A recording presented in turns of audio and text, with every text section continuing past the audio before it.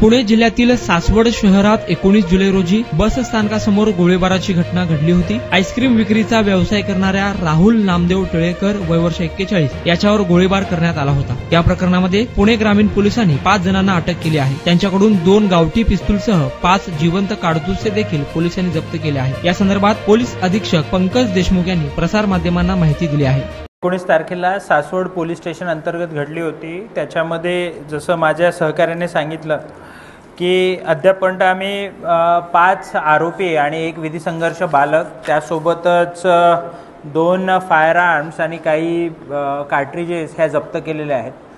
त्याच्यासोबतच 2 आरोपी जे आहेत ते निष्पन्न केलेले आहेत, परंतु ते अद्याप अटक नाहीत आणि ते पण लवकरात लवकर अटक होतील। ह्याच्यामध्ये जे वेपन आहे ते वेपन परराज्यातून आणल्याची माहिती आहे, तसं त्यांनी तशी कबुली पण दिलेली आहे आणि त्या अनुषंगाने त्याचा तपासही सुरू आहे। जेव्हा इतर 2 आरोपी सुद्धा अटक होतील तेव्हा त्याच्याबद्दल वेपन ते कुठनं मिळवले, कसे मिळवले याच्याबद्दल आम्हाला डिटेल खुलासा करता येईल। नेमका गोळीबार कोणी केलाय?